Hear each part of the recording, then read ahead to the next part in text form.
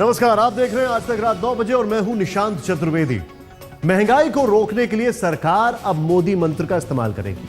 मोदी के जिन नुस्खों पर यूपीए की सरकार ने कभी गौर करना ठीक नहीं समझा, अब उन्हीं नुस्खों पर अफसरों ने माथापच्ची शुरू कर दी है। आज कैबिनेट सचिव ने जब महंगाई पर काबू पाने के उपायों पर चर्चा के लिए सचिवों की बैठक बुलाई तो सबसे ज्यादा जोर इस बात पर था कि मोदी के 64 मंत्रों को जल्दी से जल्दी कैसे लागू किया जा सकता है। 2 मार्च 2011 की इस तस्वीर को ध्यान से देखिए। तत्कालीन प्रधानमंत्री मनमोहन सिंह ने तब गुजरात के मुख्यमंत्री नरेंद्र मोदी को working group on consumer affairs का अध्यक्ष बनाया था और महंगाई रोकने के सुझाव मांगे थे। मोदी ने रिपोर्ट सौंपी और 64 नुस्खे बताए। सरकार यूपीए की थी, लिहाजा फाइल धूल फेंकती रही। लेकिन मोदी के सत्ता संभालते ही अफसरों ने धूल झाड़कर वो फाइल निकाली और ध्यान से पढ़ने में जुट गए। कैबिनेट सचिव ने जब महंगाई रोकने के लिए सचिवों की बैठक ली तो मोदी रिपोर्ट के उन बिंदुओं पर चर्चा हुई जिनको जल्द से जल्द अमल में लाया जा सकता है। जब भी महंगाई की बात होती है, काला बाजारी और जमाखोरी की चर्चा सबसे ज्यादा होती है। केंद्र सरकार और राज्य सरकारें एक दूसरे के सर पर ठीकरा फोड़ते रहते हैं। अब तैयारी इस बात की जा रही है कि राज्य सरकारों को भरोसे में लेकर जमाखोरी और काला बाजारी रोकने के कानून इतने सख्त कर दिए जाएं ताकि इस पर खुद ब खुद संबंधित विभागों के सचिवों से महंगाई रोकने के लिए जिन उपायों पर चर्चा की, उससे यही लगता है कि मोदी फाइल में बंद 64 नुस्खे अब महंगाई के खिलाफ सरकार का हथियार बनेंगे। बैठक में चर्चा हुई कि खाने की जरूरी चीजों की कीमतों पर काबू करने के लिए प्राइस स्टेबलाइजेशन फंड बनाया जाए ताकि राज्य सरकारों को मदद की जा सके। दिलचस्प ये कि इस बात का जिक्र मोदी ने घोषणा पत्र में भी किया था। फूड कॉरपोरेशन ऑफ इंडिया यानी एफसीआई के विभागों को अलग कर दिया जाए ताकि कामकाज तेज हो सके और जिम्मेदारी ठीक से तय हो। कालाबाजारी और जमाखोरी को गैर जमानती अपराध की श्रेणी में रखा जाए और इसके लिए सजा भी बढ़ाई जाए। कोऑपरेटिव को बढ़ावा देकर कृषि बाजार को मजबूत किया जाए जिससे किसानों को अच्छी कीमत मिले और बिचौलियों से छुटकारा मिले। यूपीए 2 की सरकार आई थी तब उसने भी 100 दिन के भीतर महंगाई पर काबू करने का वायदा किया था। 100 दिन तो क्या, साल के साल गुजर गए। महंगाई सुरसा बनकर सरकार को ही खा गई, लेकिन महंगाई तब भी बेकाबू ही रही। नरेंद्र मोदी इस बात को समझते हैं कि आम लोगों के लिए अच्छे दिन तभी आएंगे जब कमर तोड़ महंगाई से उन्हें कुछ राहत मिलेगी।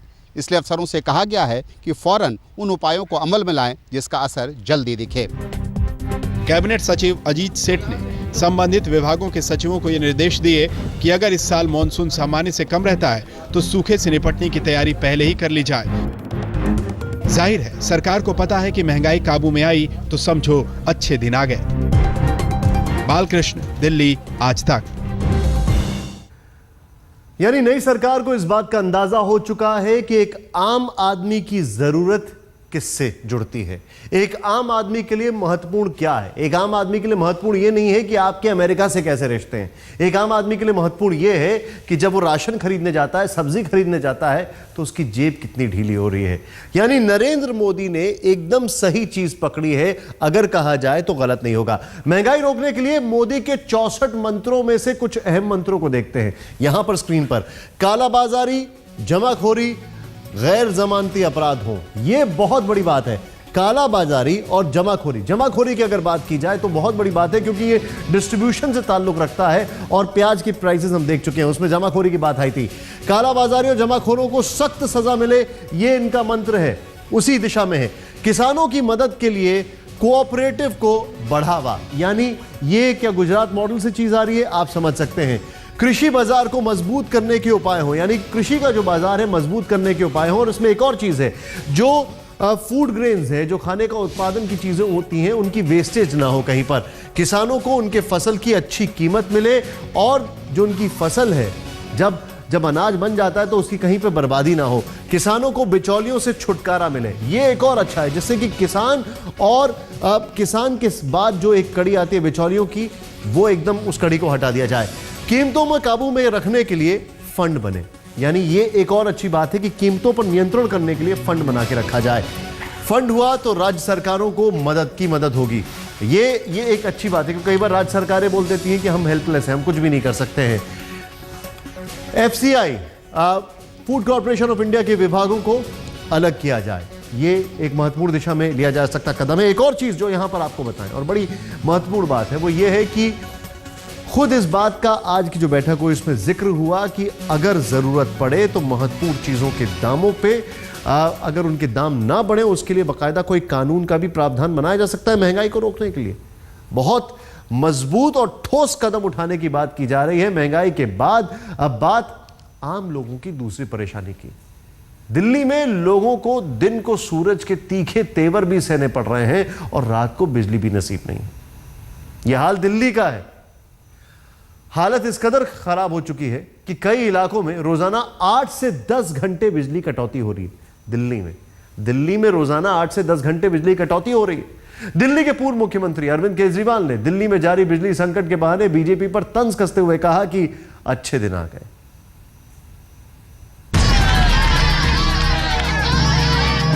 एक तरफ गर्मी का सितम, दूसरी तरफ घरों में बत्ती गुल। देश की राजधानी दिल्ली में बिजली की समस्या ने इस कदर विकराल रूप ले लिया है कि लोग अब सड़कों पर निकलकर प्रदर्शन कर रहे हैं।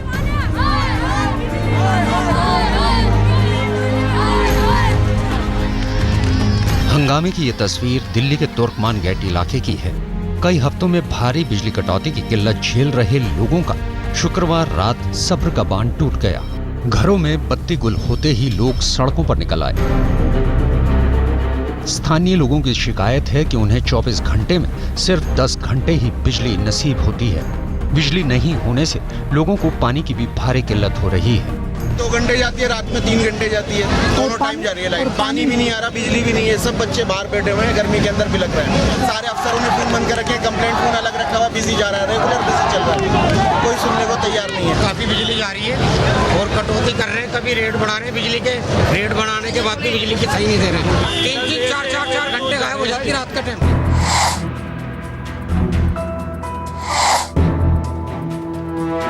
ये तस्वीर पूर्वी दिल्ली की है, जहां कई इलाकों में रात भर बिजली गुल रही। मयूर विहार, मंडावली, पांडव नगर, शकरपुर, कल्याणपुरी, त्रिलोकपुरी और गणेश नगर ये वो इलाके हैं जहां शुक्रवार रात 11 बजे से सुबह 4 बजे तक बत्ती गुल रही। तो रात को 12 बजे से परेशान है। हमने सोचा था कि चलो मोदी जी से मिलने चले यहाँ पे, लेकिन देखा तो अच्छे दिन तो आए नहीं है और जो है पूरे परेशान हो रहे हैं। एक राजधानी में ये परेशानी है तो बताए भारत में क्या होगा। लाइट आती है, घंटा आती है, फिर चली जाती है, घंटा आती है, फिर चली जाती है। सारी रात ऐसे तंग कर दिया, रात को जागना पड़ता है, सो नहीं सकते। दिल्ली के ललिता पार्क के लोग भी इन दिनों बिजली की भारी कटौती झेल रहे हैं। स्थानीय लोगों का कहना है कि उनके यहाँ रोजाना 4 से 8 घंटे बिजली गायब रहती है। दिल्ली के बादली, बवाना, जहांगीरपुरी जैसे इलाकों में भी बिजली की भारी समस्या है। छोटे छोटे बच्चे और महिलाएं रात के वक्त लाइट न होने की वजह से सड़कों पर रात गुजारने को मजबूर हैं। पश्चिमी दिल्ली में विकास नगर, तिलक नगर, हरिनगर, टैगोर गार्डन और रनहौला में रोजाना घंटों तक बिजली गुल रहती है।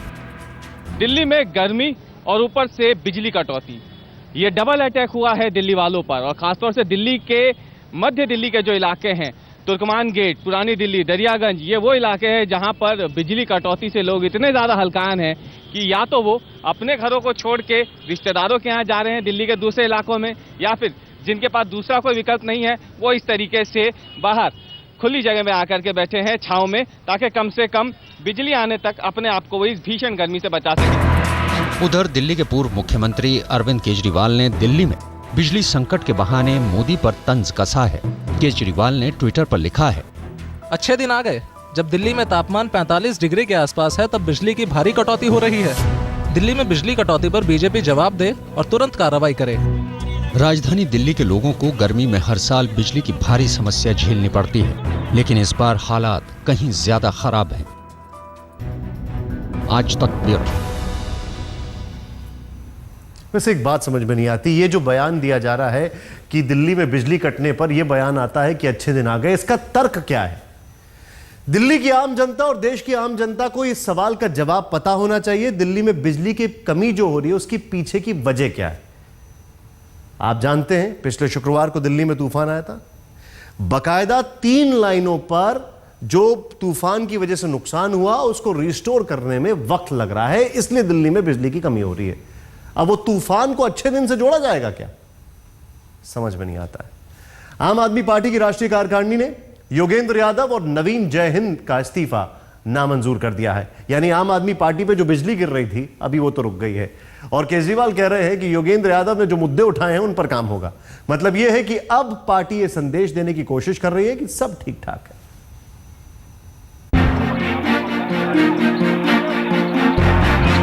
घमासान के बाद आम आदमी पार्टी एक बार फिर से एकजुट दिखने की कोशिश कर रही है। बैठक के दूसरे दिन पार्टी की राष्ट्रीय कार्यकारिणी ने योगेंद्र यादव और नवीन जयहिंद का इस्तीफा नामंजूर कर दिया। मुद्दे तो कई विषयों पर चर्चा हुई, आज भी चुनाव की समीक्षा हुई, कई और बिंदुओं पर चर्चा हुई, लेकिन जो एक महत्वपूर्ण बात थी वो ये कि श्री योगेंद्र यादव जी और नवीन जयहिंद दोनों ने जो इस्तीफा दिया था वो इस्तीफा राष्ट्रीय कार्यकारिणी ने नामंजूर कर दिया। दरअसल सुलह के संकेत उस वक्त से ही मिलने लगे थे जब योगेंद्र यादव और प्रशांत भूषण सुबह अरविंद केजरीवाल से मिलने पहुंचे थे, जिसके बाद केजरीवाल ने ट्वीट किया था कि योगेंद्र यादव ने कुछ अहम मुद्दे उठाए हैं, हम सब उन पर काम करेंगे। वो मेरे अच्छे दोस्त हैं, काफी देर तक उनके साथ चर्चा हुई। मुझे ये कहने में कोई शक नहीं, कोई संकोच नहीं कि हमारी पार्टी में मतभेद होते हैं। मतभेद के बारे में लोग अपने विचार व्यक्त करते हैं और मुझे खुशी है कि आम आदमी पार्टी में इन सवालों पे बातचीत हो सकती है खुल के। मतभेद हैं, मनभेद नहीं। अब पार्टी शाजिया इल्मी की वापसी को लेकर भी गंभीर है। केजरीवाल ने ट्वीट किया है, हम शाजिया को वापस लाने की कोशिश करेंगे। दरअसल पार्टी नेताओं की नाराजगी केजरीवाल के काम करने के तरीके को लेकर है। योगेंद्र यादव का विवाद भी हरियाणा यूनिट को लेकर शुरू हुआ था। योगेंद्र यादव ने केजरीवाल को चिट्ठी लिखी थी जिसका जवाब मनीष सिसोदिया ने दिया था, जिसके बाद पार्टी में मचा घमासान सामने आ गया था।